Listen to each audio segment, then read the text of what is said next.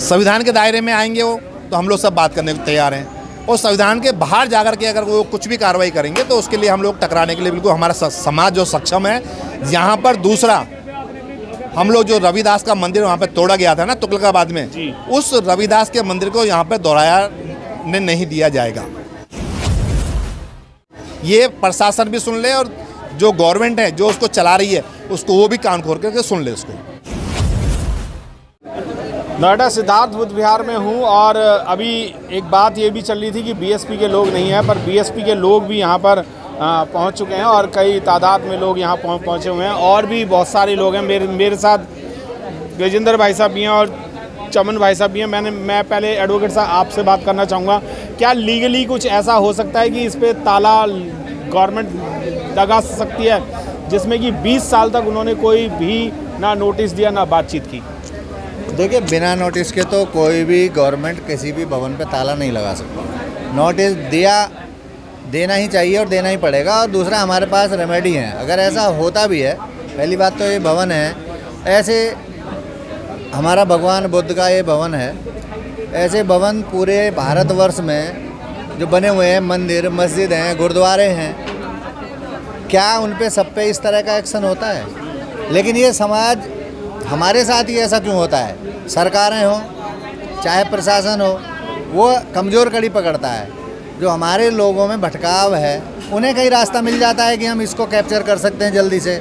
उस प्रयास में वो लोग एक चेक करके देखते हैं। जो उन्होंने थ्रेट किया है कि भाई इसको सील कर देंगे नोटिस के बगैर, क्योंकि देखिए जब तक आप नोटिस नहीं देंगे तो लीगल स्टेप क्या लेगा? अपना डिफेंस तो कौन कैसे कर पाएगा? नोटिस तो आपके गेट पे बाहर हैगा।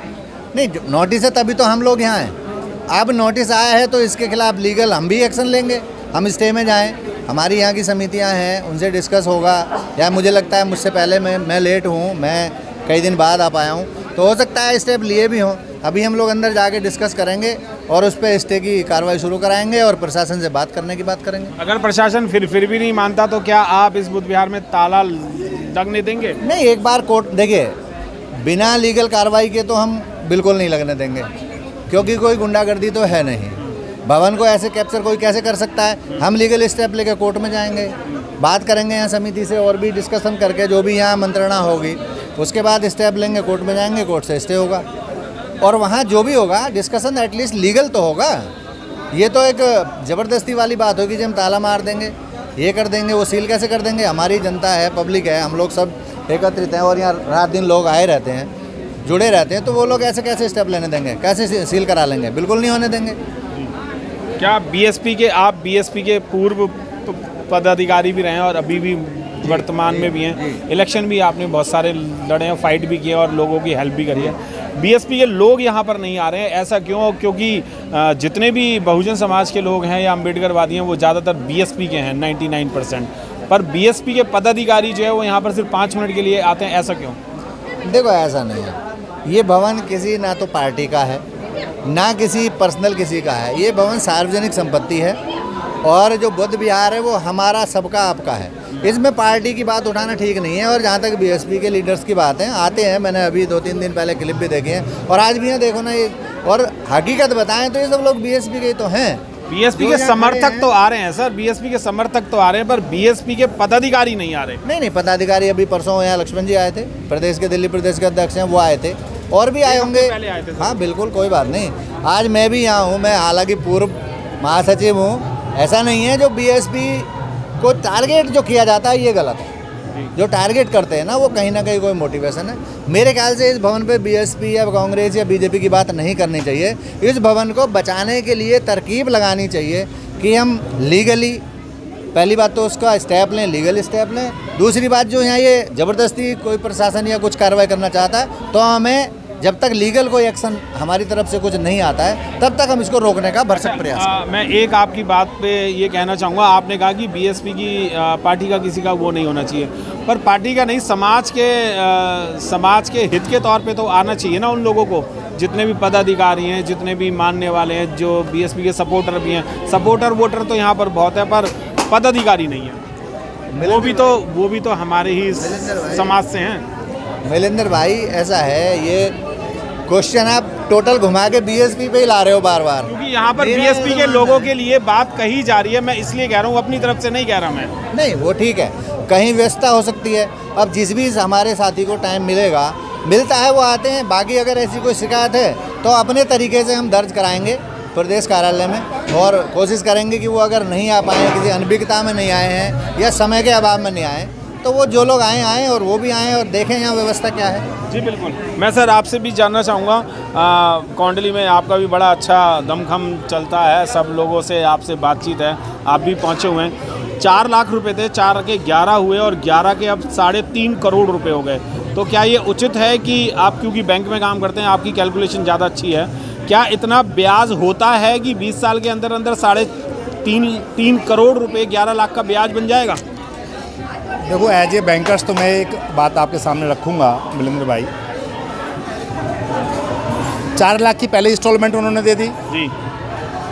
उसके बाद फर्दर कमेटी के साथ में कोई कॉरस्पॉन्डेंस उसका जो एडमिनिस्ट्रेशन है यहाँ का नोएडा अथॉरिटी ने नहीं किया।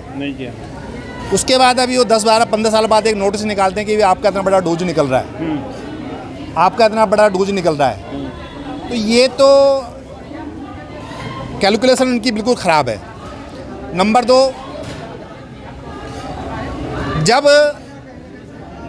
किसी भी चीज़ को कोई जब रजिस्ट्री यहाँ की हो गई है, रजिस्ट्री यहाँ की हो चुकी है, उन्होंने कर दी है, तो नेचुरल है कि नंबर 1 नंबर में रजिस्ट्री हो गई है इसकी, आपने इंस्टॉलमेंट उसका लिया है, जो फर्दर जो भी उनका डूज निकलता है तो उनको कॉरस्पॉन्डेंस करके उसको ख़त्म करना चाहिए था।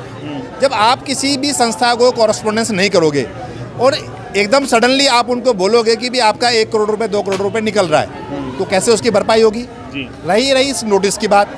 नोटिस को हम लोग आज भी, मैंने जो वहाँ के जो एडमिनिस्ट्रेशन डिपार्टमेंट है उससे जो CEO है उनसे चर्चा करने को तैयार हैं, लेकिन नोटिस निकालने से पहले उनको एक छोटा सा नोटिस देना पड़ता है कि भाई आपका डोज इतना निकल रहा है, आप कृपया हमसे आकर के मिलें, इसको क्लियर करें। वो चीज़ नहीं उन्होंने कॉरस्पॉन्डेंस में लाई वो लोग, तो सीधा इस नोटिस को तो हम लोग नहीं मानते हैं और ये इलीगल है। अगर इलीगल है तो फिर ये नोटिस जो बाहर पेस्ट किया हुआ है, और पिछले सोमवार को नोटिस देने के बाद उन्होंने ये खाली कराने के लिए कहा था, अगर वो फिर से इसी अपनी ज़िद पे आ जाते हैं तो क्या बुद्ध विहार पे ताला लगेगा? देखो ये देश है ना, बाबा साहब के संविधान से चलता है जी। संविधान के दायरे में आएंगे वो तो हम लोग सब बात करने को तैयार हैं, और संविधान के बाहर जाकर के अगर वो कुछ भी कार्रवाई करेंगे तो उसके लिए हम लोग टकराने के लिए बिल्कुल हमारा समाज जो सक्षम है। यहाँ पर दूसरा, हम लोग जो रविदास का मंदिर वहाँ पे तोड़ा गया था ना तुगलकाबाद में, उस रविदास के मंदिर को यहाँ पे दोहराया नहीं दिया जाएगा।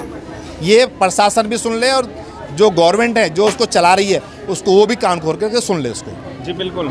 यानी कि सीधी बात है कि अगर कुछ भी इस बुद्ध विहार पे अगर आँच आती है तो पूरा कौंडली नहीं, पूरा भारत इसको बचाने के लिए आगे आ जाएगा। सर मैं आपसे भी जानना चाहूँगा, वकालत में हैं आप भी, क्या लीगली ये पॉसिबल है कि ये लोग अगर आंदोलन करें और कोर्ट जो है वो उसको एकदम ब्याज मुक्त कर दे?